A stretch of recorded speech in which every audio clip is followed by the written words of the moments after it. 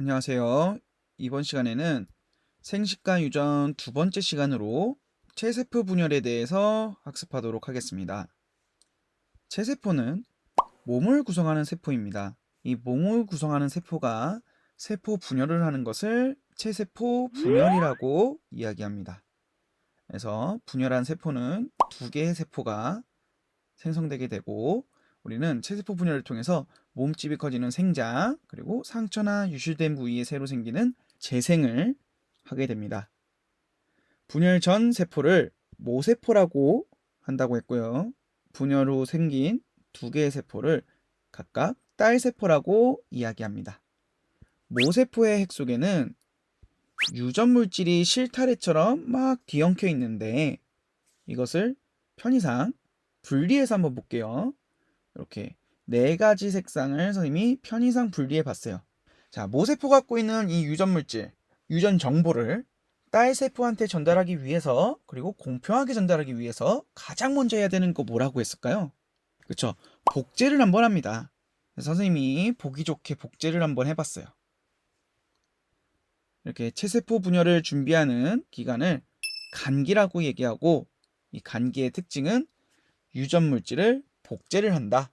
그리고 이 실타래처럼 풀어져 있는 유전 물질을 감싸고 있는 핵막 또한 뚜렷하게 관찰이 됩니다. 자, 이렇게 복제된 유전 물질, 실타래처럼 뒤엉켜 있는데요. 이것을 반땅해서 딸 세포들한테 전달해야 되는데, 그냥 반땅하면 공평하게 전달이 안 되니까 어떤 과정이 필요하다? 그쵸? 뭉치는 과정이 필요하다. 뭉쳐있는 형태. 그것이 염색체라고 얘기했죠.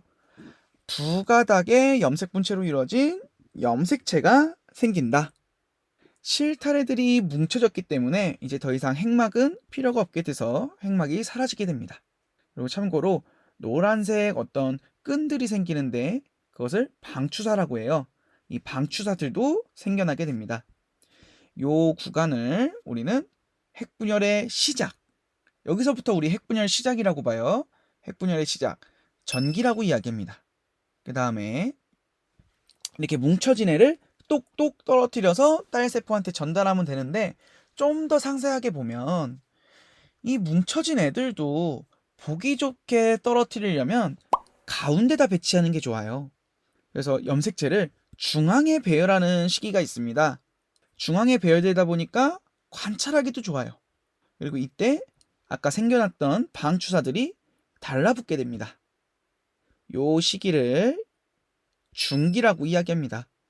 이름도 쉽죠? 가운데 있으니까 중기입니다. 그 다음엔 어떻게 하냐? 가운데 놨으면 이제 양옆으로 끌고 갑니다.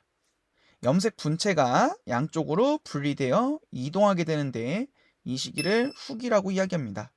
이때 참고로 달라붙은 방추사가 짧아지면서 양쪽으로 끌고 가게 돼요. 이렇게 떨어진 염색 분체들은 염색체라고 지칭하게 됩니다. 그리고 이 염색체들이 다시 실처럼 풀어지게 되고, 그 실처럼 풀어진 것들을 감싸는 핵막들이 나타나게 됩니다. 그래서 두 개의 핵이 생기고 세포질 또한 분열하게 되는데요. 이 시기를 말기라고 이야기하고, 세포질 분열도 함께 일어납니다. 이렇게 체세포 분열 전반적인 과정은 특징들을 살펴보면서 간단하게 살펴보면, 모세포는 체세포 분열을 하기 위해서 유전 물질을 복제를 합니다. 근데 이 복제된 유전 물질은 실처럼 뒤엉켜 있기 때문에 공평하게 나누기 위해서 뭉치는 과정이 먼저 필요해요. 그렇게 뭉쳐진 게 염색체입니다. 염색체. 그리고 잘 나누기 위해서 가운데다가 한번 놓고 양쪽으로 가져가서 분리를 하게 됩니다. 반땅을 하게 돼요. 굉장히 쉬운 과정이죠. 이렇게 반땅하게 되면 두 딸세포의 유전 물질들이 공평하게 들어가게 된다.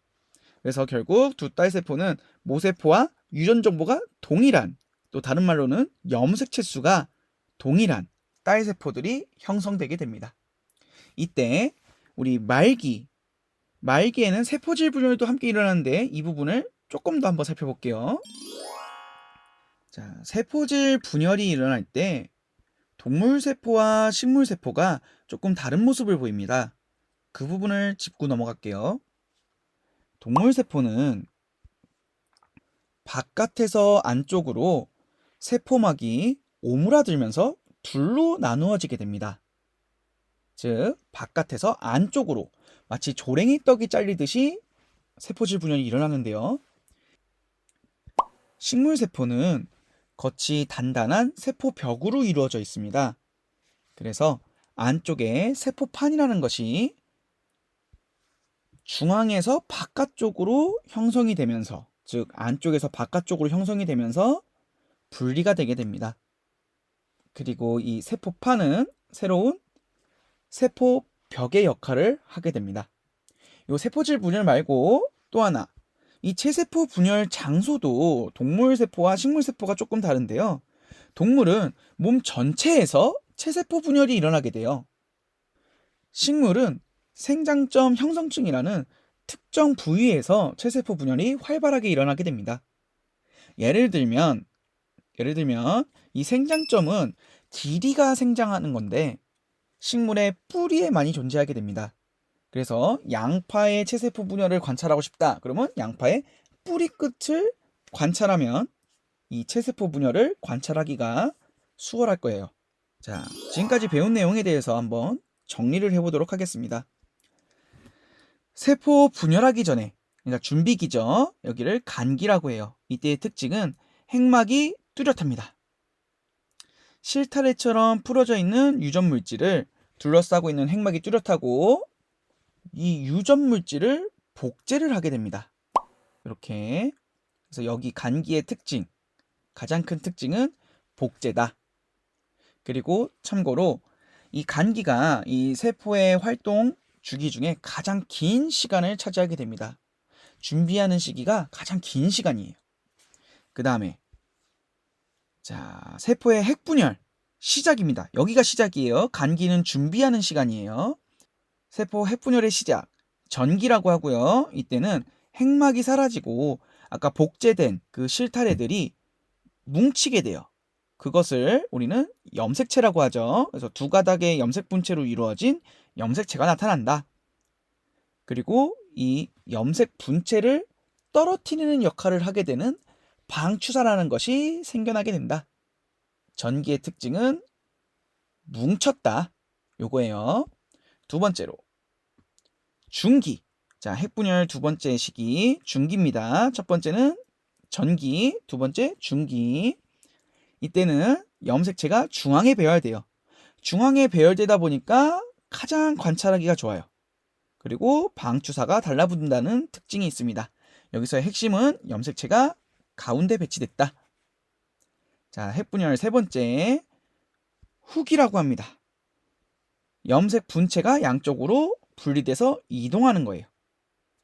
그래서 이곳의 특징은 양쪽으로 가져간다. 자, 마지막으로 말기. 말기는 염색체가 실 모양으로 풀어지고 그 실들을 둘러싸고 있을 핵막이 필요하니까 핵막이 나타나게 됩니다. 즉, 두 개의 핵이 생기게 됩니다. 자, 이 말기는 참고로 그림이 제시될 때 지금처럼 제시되는 경우가 있고요.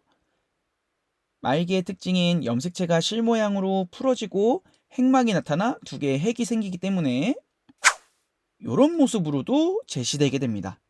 핵이 생긴 모습으로도 말기가 제시되기도 해요. 그래서 그림은 두 가지를 알아놓으시면 돼요. 자, 이 말기에 세포질 분열도 함께 일어나죠. 세포질 분열은 동물세포와 식물세포가 다르다. 동물세포는 바깥에서 안쪽으로, 그리고 식물세포는 가운데 세포판이 자라서 안쪽에서 바깥쪽으로 분열하게 된다. 어쨌든 말기의 핵심은 반땅을 한다. 그렇게 반땅된, 즉 세포 분열이 된 두 딸세포는 모세포와 유전 정보가 동일하고요. 이를 모세포와 염색체 수가 동일하다 라고도 얘기를 합니다.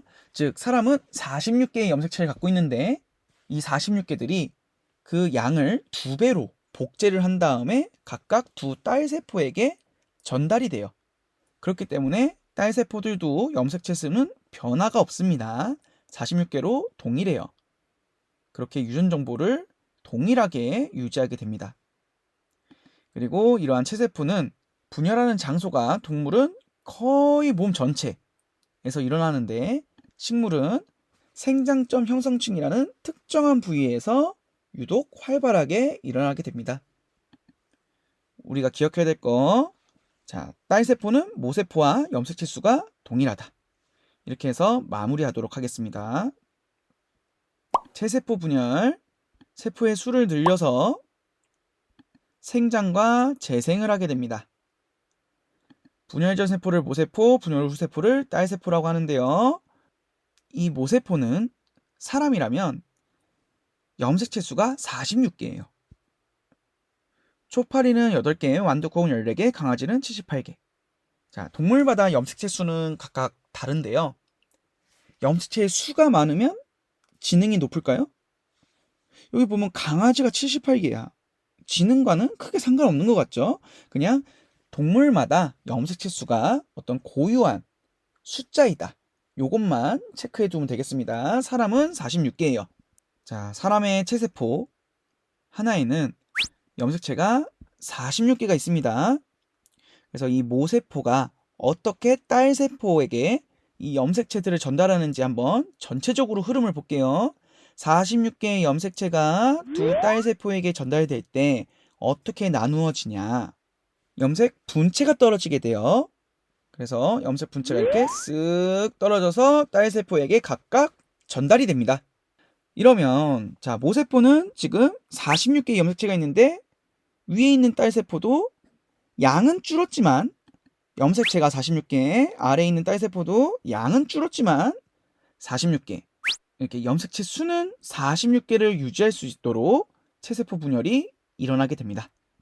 이러한 전반적인 과정을 앞에서 살펴보았던 것입니다. 오늘은 여기까지 하겠습니다. 고생하셨습니다.